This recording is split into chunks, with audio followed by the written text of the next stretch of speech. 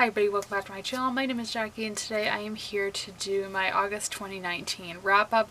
So August was a really great reading month for me. I can say with 100% certainty that the reading slump is officially done.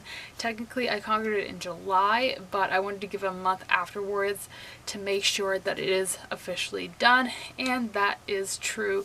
Even though I was extremely busy during August, I read a total of 8 books, and a lot of these I either gave a 4 to 5 star range, and a lot of them end up on my favorite books of the year list. So that's really exciting. But without me rambling on any further, let's jump right in and get started. Starting off as always with my monthly stats. Like I mentioned before, I read a total of 8 books. I did not DNF any.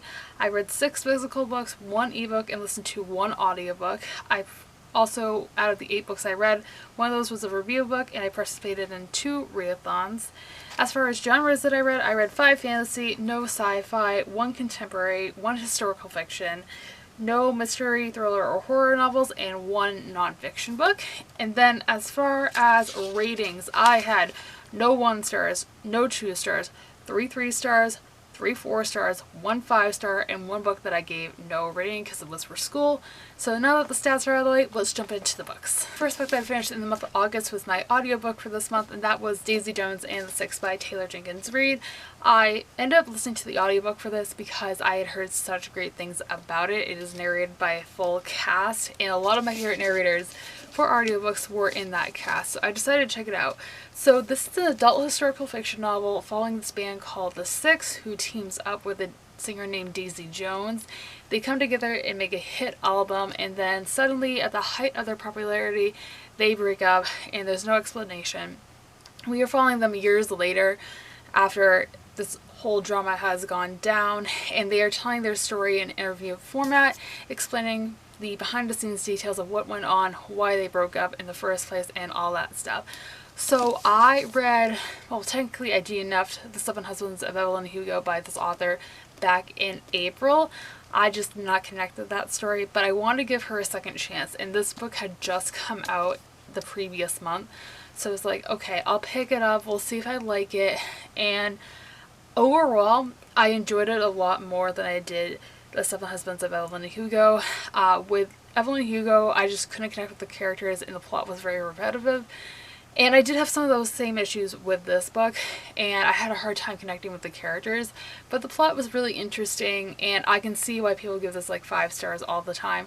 It's really good. Is it my cup of tea? Not really, but again, I can see the hype around this being so great, and I am giving this a 3 out of 5 stars. The next book I read in August was Air of Fire by Sarah J. Maas. This is book 3 in the Throne of Glass series. This is a reread for me. If you guys do not know, I have been participating in the Throne of Glass read-along that's hosted by Miss Sassy Cassie and Brittany's Book Find since the very beginning. I have been part of the live shows for the past few books. I will be part of the next one. This live show has already happened. It happened at the very beginning of the month. I will go ahead and link it on the screen for you guys if you haven't checked it out already. But yes, I am a huge fan of the Throne of Glass series. Sarah J. Maas is my favorite author of all time, and I knew going in that this has never been my favorite book in the series. I just think it's so slow moving, and it definitely is like a bridge book between the first 2 novels and the other 4 that are in this series. And it is an important read, but it's not the fastest pace, and there's not much action, but there's a lot of character development, which is why I never give it below a 3. So again, still not my favorite book in the series, but I still love it. I will still continue on, and I give this a 3.5 out of 5 stars. The book I read in the month of August was Mooncakes by Suzanne Walker and Wendy Zhu, and this is the arc I got from NetGalley, so thank you so much to NetGalley for providing me this. This comes out in October, and it is a graphic novel, and it is a urban fantasy novel about a main character who lives in Salem, Massachusetts, and basically she is a witch. She is hard of hearing and Chinese American, and she is reunited with her best friend who is a werewolf, and they team up together to conquer this monster that's in the woods surrounding their town.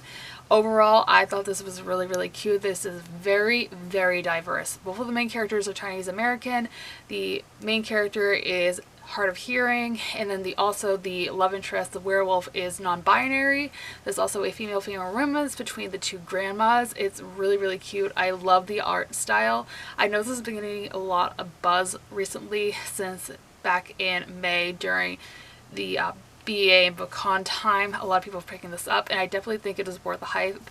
It's perfect for Halloween season, and I am definitely going to pick up my copy for myself when it does come out, and I am giving this a 4 out of 5 stars. After that, I picked up a book that I was reading for my class during the summer, and that was Invitation to Sociology, and I was taking a sociology course. I'm not going to talk too much about it. It's nonfiction, and I thought it was interesting. I didn't give it a rating because it was for school, but if you are taking a sociology class, I would check it out. So yeah, that's my thoughts on it. The next book I read in the month of August was Forest of a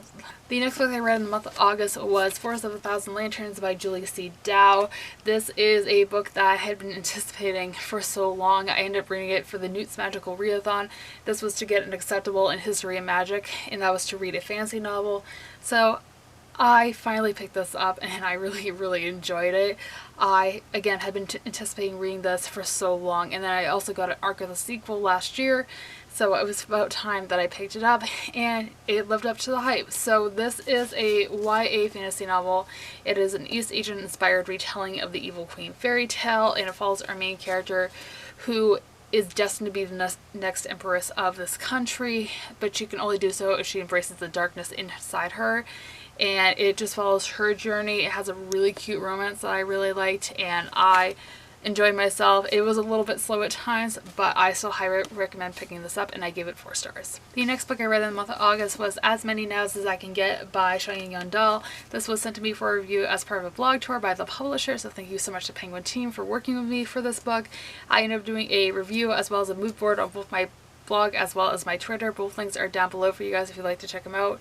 But I literally went in knowing absolutely nothing about this book, and I think that's a good way of going in. So it is a YA contemporary novel, and it is following 2 characters the summer before they go to college, and it's told in both present tense and past tense. It's kind of like in flashback format. And basically it is a hard-hitting contemporary. There is some darker elements to it. Trigger warnings for drug abuse and alcoholism are big things in this book, so just be forewarned if that's something that triggers you. But I think the topics were handled really, really well, and I enjoyed the story. It was a little bit slow at times, and it was kind of long for a contemporary, but I still really enjoyed it, and I gave this a 3.5 out of 5 stars. The second to last book that I read in the month of August is one of my new favorite books of the year, and maybe of all time, and that is Nevernight by J. Kristoff. I finally read this, guys, and oh my gosh, I was not let down.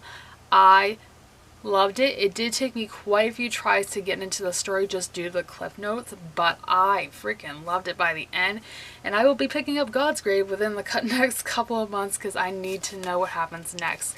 This is an adult fantasy novel that follows our main character Mia, who is an orphan. She saw her father killed and her mother imprisoned for events that we find out at the very beginning of the book, and basically she goes on a revenge plot to find the people who killed her father and bring them to justice, and it's just so good, and it's very dark, I will say that, and the cliff notes do take time to get into, but it's so worth it in the end. I give this a 4.5 out of 5 stars. I loved it. And Nevernight fulfilled the prompt for History of Magic to get an exceeded expectations, which was to read a book with a map in it. The last book that I read in the month of August was Harry Potter and the Sorcerer's Stone by J.K. Rowling. This is obviously a reread for me. I love this series with all my heart.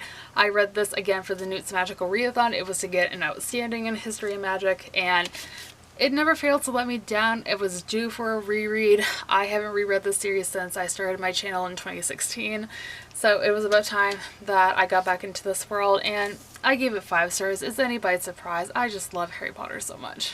And that is it for this video, you guys. I hope you guys enjoyed. If you did, be sure to give me a big thumbs up and subscribe if you haven't already. I post new videos every Monday, Wednesday, and Friday. Be sure to let me know in the comments down below what you guys read in the month of August, as I would love to know. And as always, all my social media links are linked down below for you guys to go check out if you'd like to follow me on any of those.